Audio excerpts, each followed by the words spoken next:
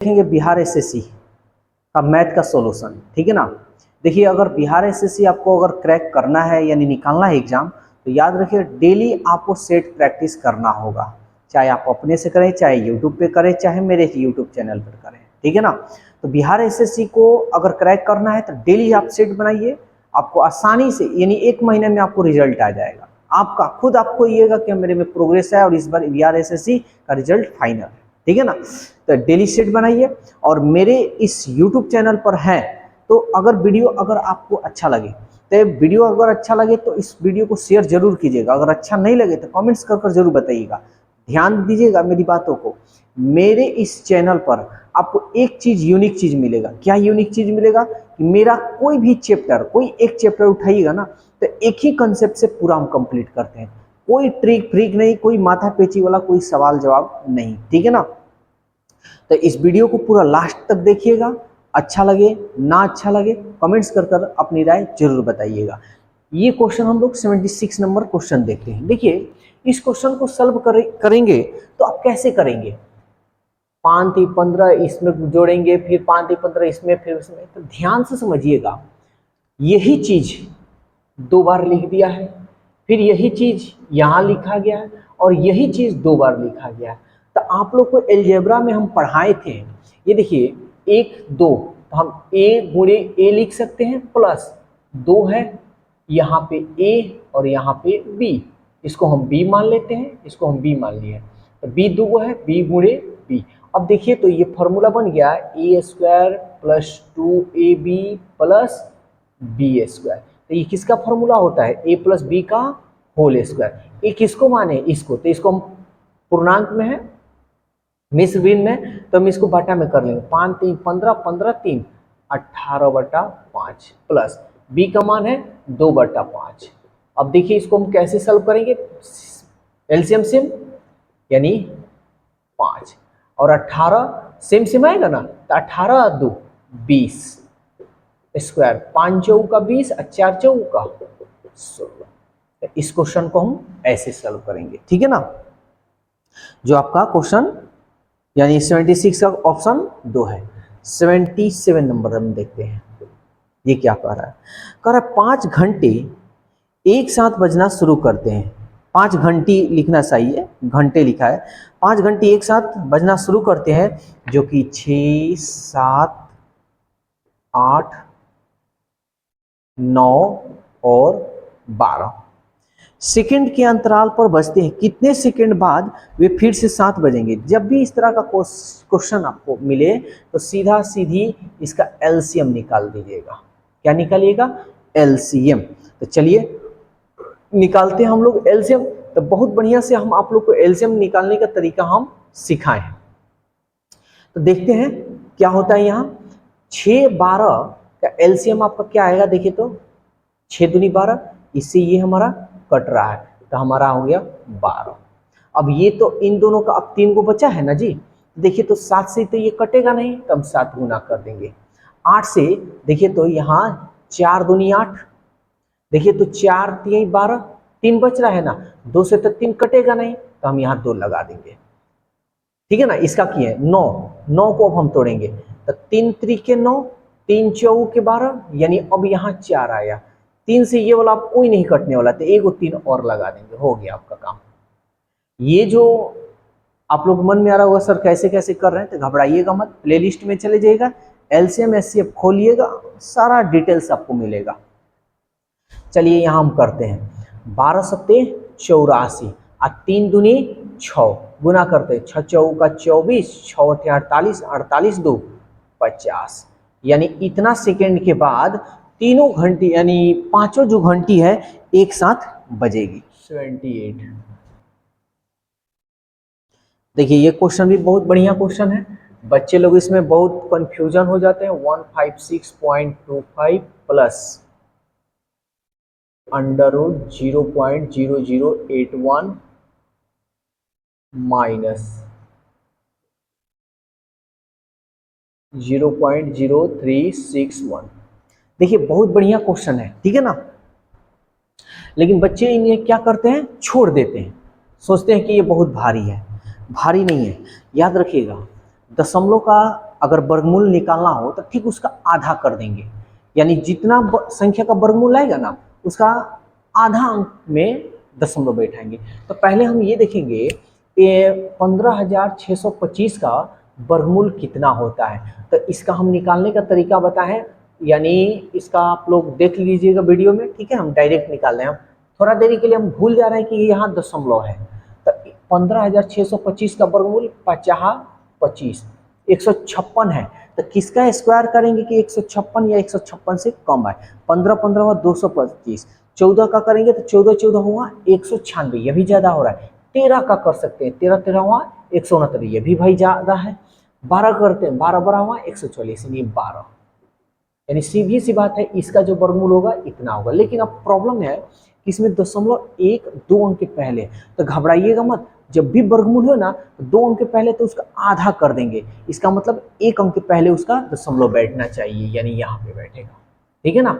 81 81 का वर्गमूल 9, तो देखिए कितने अंक के पहले 2 2 4, तो वर्गमूल जैसे निकले ना उसका आधा आधा अंक के पहले दशमलव बैठेगा। इधर 4 अंक था तब इधर कितना बैठेगा 2, यानी 4 का आधा 2, 2 अंक के पहले, तो 1 अंक ये हो गया और 2 अंक, यानी यहाँ हम बैठा सकते हैं।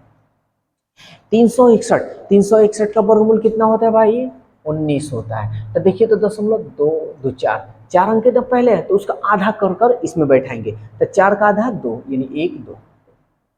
अब आपके मन में आ रहा होगा कि सर ठीक है इसमें तो 4 गो है 6 गो है तो आधा कर ले रहा है, अगर 5 अंक के पहले हो तो ऐसा नहीं, ऐसा ये देगा ही नहीं, अगर वो देगा तो उसका कैलकुलेशन करना पड़ेगा, ठीक है ना।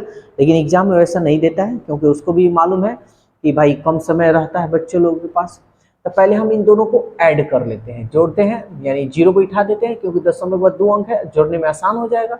ये हो गया 9, ये हो गया 5 दशमलव, ये हो गया 12, माइनस 0.19 को घटाएंगे।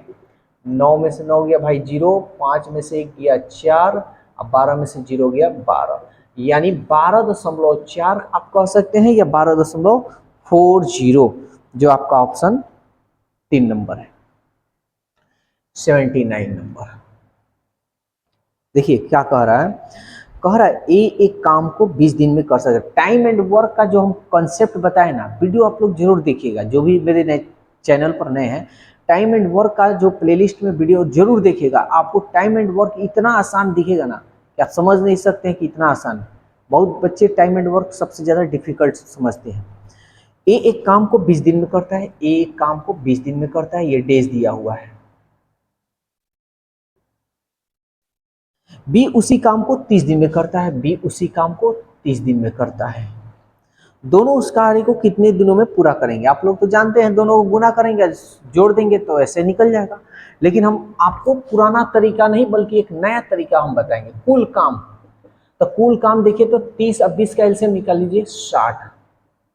अब देखिए इफिशियंसी निकल जाएगा, 20 तिहाई 60, 30 दूनी 60।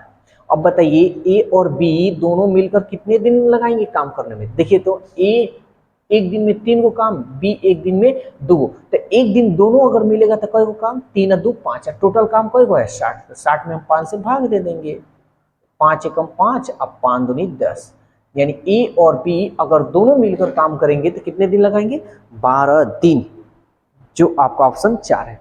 अब ये कंसेप्ट आपको ये सोच रहे हैं सर नहीं समझ में आया, तो घबराइए मत, आप लोग प्लेलिस्ट में चले जाइएगा, उसमें आपको वीडियो पूरा डिटेल्स मिलेगा।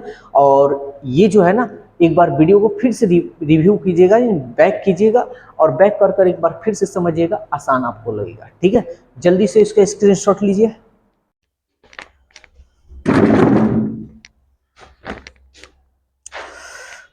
तो देखते हैं क्वेश्चन नंबर 79 तक बता दिए थे। अब देखते हैं क्वेश्चन नंबर 80। देखिए ये बहुत बढ़िया क्वेश्चन है और अक्सर ये लोग गलत करते हैं। ए प्लस बी प्लस सी मिलकर 150 रुपये कमाते हैं प्रतिदिन, पर डे। फिर कह रहा है ए और सी मिलकर 94 रुपया प्रतिदिन ये भी कमाते हैं,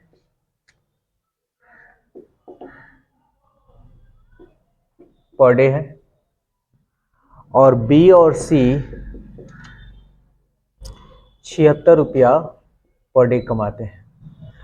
अगर इस क्वेश्चन को अगर टाइम एंड वर्क जैसा अगर आप बनाइएगा तो श्योर नहीं, पूरा 100 नहीं बल्कि 200% ये गलत होगा। तो इस क्वेश्चन को बनाने के लिए पहले आपको बात समझना होगा। ये देखिए क्या कह रहा है, कह रहा है ए और बी सी ये जो मिल रहे हैं ना, तो डेली यानी एक दिन में 150 रुपये कमा रहे हैं। मान लीजिए कुछ भी कमाया, बी कुछ भी कमाया, सी कुछ भी कमाया, लेकिन एक दिन का। अब क्या हो रहा है कि 3 आदमी है, फिर ए और सी एक के दिन का, अरे मान लीजिए जो ए बी सी में है वही ए सी में होगा, तो ए और सी मिलकर 94 रुपये कमा रहा है। फिर बी और सी 76 रुपये एक के दिन का कमाई है। तो ये सिंपल सा क्वेश्चन दिया है और ये 100% है कि जो बच्चे बनाएंगे ये गलत बनाएंगे, क्योंकि ये क्वेश्चन आपके टाइम एंड वर्क से बहुत अलग है। तो देखिए समझते हैं कि सवाल कर रहा है हमको सी का, एक दिन में सी कितना रुपया कमाता है।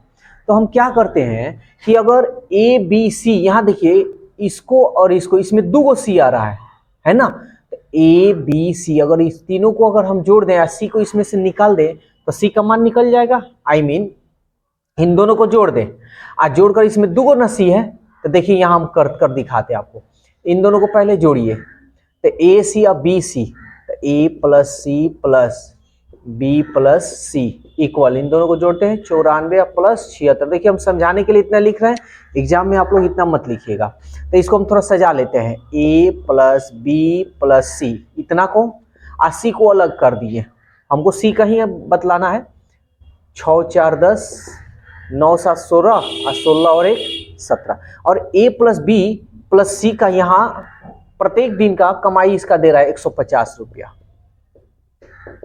हमको बतलाना था सी, तो सी का निकाल लीजिए, तो इसको इधर भेजेंगे तो घटाएंगे, 170 में से 150 गया, 20 रुपया पर डे। समझ में आया? तो सी जो है प्रत्येक दिन कितना रुपया कमाता है, 20 रुपया। तो इसको टाइम एंड वर्क से मत बना दीजिएगा कि एलसीएम निकाले फिर इससे भाग करे, इससे भाग करे, इससे भाग करे, गड़बड़ हो जाएगा, ठीक है ना। क्वेश्चन नंबर 81, ये देखिए क्या कह रहा है, कह रहा है एक ठोस गोले को गलाया जाता है, जहां गलाने की बात हो वहां आयतन निकालना है, क्षेत्रफल बिल्कुल नहीं। एक ठोस गोले को गलाया जाता है और लंब वृत्ताकार शंकु में ढाला जाता है, यानी गोला को गलाया गया और शंकु में ढाला गया, गोला को गलाया गया, गोला का आयतन, और शंकु बना दिया गया, शंकु का आयतन। जब भी लिक्विड की बात हो तो हमेशा आयतन निकालेंगे, तो जितना ये मटेरियल होगा उतना ही ये मटेरियल होगा, दोनों का मान बराबर। आगे हम पढ़ते हैं, उसके बाद देखते हैं। कर है जिसकी आधार त्रिज्या गोले की त्रिज्या के बराबर है, यानी इसका त्रिज्या चाहे गोले की त्रिज्या हो तो आर ही होगा और शंकु की त्रिज्या आर ही होगा, दोनों की त्रिज्या समान है। इस प्रकार बनाए गए शंकु की ऊंचाई और त्रिज्या का अनुपात बताना है, यानी शंकु की ऊंचाई और त्रिज्या का अनुपात, यानी इसका शंकु की ऊंचाई और त्रिज्या का अनुपात, यानी दोनों का मान हमको बतलाना है। तो चलिए हम लोग फॉर्मूला पहले यूज करते हैं। गोला का आयतन होता है 4/3 पाई आर क्यूब, ध्यान दीजिएगा।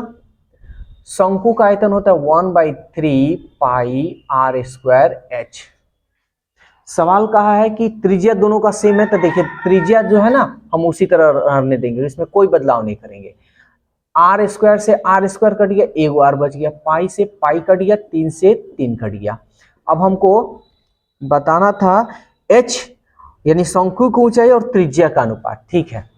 तो हम क्या करते हैं, इधर क्या बच गया भाई 4 और r, इधर क्या बच गया यानी h। हमको अनुपात में निकाल लेते हैं पहले, चूंकि r का मान तो इधर वाला होगा, यहाँ कुछ नहीं है तो 1, h का मान तो इधर वाला होगा, h का मान 4। अब जैसे कह रहा है शंकु की ऊंचाई, शंकु की ऊंचाई h, त्रिज्या यानी r। अब भाई इसका त्रिज्या हो या इसका, उससे हमको कोई मतलब नहीं, अनुपात बताना है। तो h का मान कितना है 4 और त्रिज्या का 1, तो ये रहा शंकु की ऊंचाई और त्रिज्या का अनुपात 4:1 नंबर। देखिए ये क्या कह रहा है, 82 कह रहा है त्रिभुज ABC B पर समकोणीय है।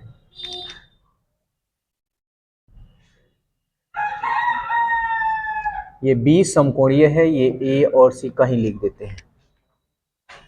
यदि उसकी AB तथा BC भुजाएं 15 सेंटीमीटर 20 सेंटीमीटर, ए बी जो है 15 सेंटीमीटर है, अब बी सी 20 सेंटीमीटर है, तो उसकी परित्रिज्या क्या होगी? परित्रिज्या, तो आप जानते हैं कि परित्रिज्या यानी त्रिज्या जो होता है वो वृत्त में होता है, तो हम इसको चारों तरफ से पहले हम खींचेंगे वृत्त, ठीक है ना।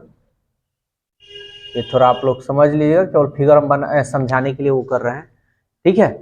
तब देखिए ये भी यहाँ स्पर्श कर रहा है, ये भी यहाँ स्पर्श कर रहा है, ये भी यहाँ स्पर्श कर रहा है। ये जो लाइन है, थोड़ा आप लोग फिगर समझ लीजिए, और ये यही बीच से जा रहा है, ठीक है ना। तो ये यहाँ से लेके यहाँ तक यही हमारा जो होगा त्रिज्या होगा, यहाँ से लेके यहाँ तक जो होगा हमारा त्रिज्या होगा, या आप कह भी सकते हैं यहाँ से लेके यहाँ तक जो होगा वो त्रिज्या होगा। तो पहले हम इसका मान निकालते हैं AC का। तो देखिए क्या होता है, ये समकोण हो गया, तो ये AC का मान निकालना है, तो कर्ण बराबर, यानी फॉर्मूला आप जानते हैं h² बराबर p² प्लस b²। तो h का मान आप कह सकते हैं AC, आप p का मान कह सकते हैं AB, आप b का मान BC। आप इसको शॉर्टकट में लिख सकते हैं, हमारा काम है समझाना इसलिए हम समझा रहे हैं। AC स्क्वायर हटाएंगे तो रूट चढ़ जाएगा। AB का मान कितना है 15, 15 15 हुआ 225। BC का मान कितना है 20, 20 20 हुआ 400। इसको जोड़ेंगे तो 4 2 625, और इसका वर्गमूल कितना होता है 25 सेंटीमीटर। यानी यहां से लेके यहां तक जो मान आया हमारा 25 सेंटीमीटर है, लेकिन मेरे को त्रिज्या ज्ञात करना है, ठीक है ना, परित्रिज्या, तो R का मान, ठीक है। तो अब देखिए हम जानते हैं पूरा यहां से लेके 25 हो गया, तो इसका आधा ही ना निकालना है, तो इसका हम क्या करेंगे आधा कर देंगे, यानी 25/2, 2 एकम 2, 2 दूनी 4 और 2 पचे 10 सेंटीमीटर। ये आपका हो गया परित्रिज्या, यानी परित्रिज्या का मतलब जो वृत्त के अंदर होता है, ठीक है ना। नेक्स्ट क्वेश्चन देखते हैं 83 नंबर। कह रहा है कि 750 रुपया अंकित मूल्य का एक रेडियो सेट यदि 570 में बेचा जाता तो दी गई छूट की दर ज्ञात करें। देखिए एमआरपी जो है 750 रुपया है और उसको बेच रहा है 570 रुपया में, सेलिंग प्राइस जो है 570 रुपया। तो कह रहा है हमको छूट प्रतिशत छूट प्रतिशत बताना है। तो आपको मालूम है कि कभी भी छूट निकालते हैं तो वो अंकित मूल्य पर निकलता है, लाभ और हानि जो निकलता है वो क्रय मूल्य पर निकलता है। तो देखिए तो कितना रुपया का छूट यहाँ दे रहा है, छूट हमको निकालना है प्रतिशत छूट। तो 750 रुपया में आप 570 में बेचा, घटा लेते हैं 0, 15 में से 7 गया 8, 6 में से 5 गया 1, 180 रुपया का छूट दे रहा है। तो ये जो छूट दे रहा है किस में छूट दे रहा है भाई, एमआरपी में ना दे रहा है। तो ये हमारा 750 प्रतिशत में निकालना है तो गुना 100, 0 से 0, 25 3 75 और 25 चौका 100, 3 छक 18, 6 चौका 24% का आपको क्या दिया है छूट दिया है। 84 नंबर, यदि कमीज की लागत 20% छूट देने के बाद 64 रुपया आती है, यानी कहने का इसका मतलब यह है कि 20% छूट दे रहा है ना, तो 64 रुपये में बेच रहा है। तो हमारा जो पैसा होता है अपने आप में 100% होता है। तो 20% का छूट दिया है, इसका मतलब हम समझ गए कि ये 80% में ये बेचा है, और 80% का मान यहाँ दे रहा है 64 रुपया। तो सवाल क्या पूछ रहा है कि इसका मूल लागत क्या हमारा 100% था ना, 100% का मान निकालेंगे। 0 से 0 कट गया, 8 8 64, 10 8 80 रुपया। देखिए ऐसे कटाइएगा ना तो बहुत आपका सॉल्यूशन मतलब स्पीड होगा आपका, यानी 80 रुपये इसका लागत है। 85 नंबर, अब देखते हैं 85 नंबर क्वेश्चन। कह रहा है एक व्यापारी अंकित मूल्य पर 10% की छूट देता है अभी भी उसे लागत मूल्य पर 17% का लाभ होता है। यदि वह अंकित मूल्य पर बेचता तो लाभ का प्रतिशत बताना है। देखिए ये क्वेश्चन जो है बहुत घुमाया हुआ है, लेकिन सिंपल सा तरीका से हम बतलाएंगे। कह रहा है यहाँ थोड़ा देरी के लिए हम एमआरपी, अच्छा चलिए हम ऐसे ही बिना माने बनाते हैं। कह रहा है एक व्यापारी अंकित मूल्य पर 10% की छूट, यानी एमआरपी जो है इस पे 10% का छूट दे रहा है। इसका मतलब कितना में बेच रहा है भाई? 90%, यानी 90/100।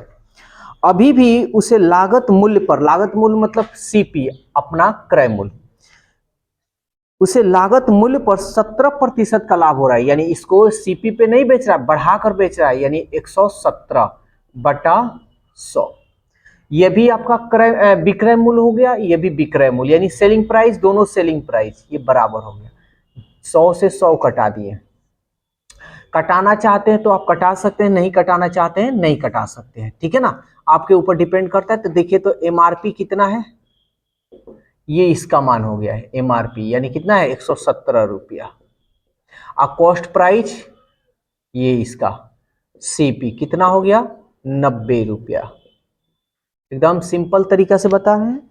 हमारा कितना निकला 117 रुपया और कॉस्ट प्राइस कितना निकला 90 रुपया। लेकिन सवाल कह रहा है कि यदि वह अंकित मूल्य पर बेचता तो लाभ कितना होता। अब यहां समझिए, कह रहा है कि 117 रुपया में ये बेचता और खरीदा है भाई 90 रुपया, तो देखिए तो कितना रुपया का इसको लाभ होगा, प्रतिशत लाभ। तो देखिए तो 117 में से 90 घटाते हैं, ये हो गया हमारा 7, 11 में से 9 गया 2, 27 रुपया का लाभ होता। तो ये जो लाभ होगा हम लोग को पता है कि लाभ हो या हानि हो क्रय मूल्य पर निकलता है। क्रय मूल्य कितना है 90 गुणे 100, 0 से 0 और 9 3 27, 3 दहिया 30% का उसको क्या होता लाभ होता। कह रहा है एक फैक्ट्री में प्रति मतलब प्रति 9 में से एक महिला है, एक महिला कामगार है। तो सीधी सी बात है 9 में से एक महिला है, तो अन्य जो बचेंगे वो पुरुष होंगे, 8 पुरुष हो गए, यानी महिला और पुरुष, महिला 1 पुरुष 8। कह रहा है यदि महिला कामगारों की संख्या 125 है, यहां देखिए महिला कितना आ रही है 1, तो अनुपात 1 का मान 125। तो कह रहा है कामगारों की कुल संख्या, तो टोटल लोग कितने हैं 8 और 1 9, तो 9 का मान निकालेंगे। 9 × 5 = 45, 9 दूनी 18, 4 22, 9 × 9 1, 9 2 11, यानी टोटल कामगार यानी टोटल काम करने वाली जो संख्या है 1125 है। 87 नंबर कह रहा है A बराबर B का 2/3 और B बराबर C का 4/5। तो A B C का अनुपात बताना है। तो पहले हम यहाँ इसको सॉल्व करते हैं, B को नीचे ला देते हैं, A/B क्या बच जाएगा 2/3, एंड इसको भी कर लेते हैं B, इसको नीचे लाते हैं C क्या बच जाएगा 4/5। A B C का अनुपात हमको बतलाना है, तो चलिए हम बताते हैं। A का मान कितना है 2, B का मान कितना है 3, फिर यहाँ देखिए B का मान कितना है 4, C का मान कितना है 5। अब इसको सॉल्व करते हैं। हम जानते हैं कि 1 2 3 तो 2 गुना करेंगे, 3 × 5 = 15, 3 × 4 = 12 और 2 × 4 = 8, 8 12 15 का अनुपात होगा, 8 12 15, जो आपका ऑप्शन 4 है।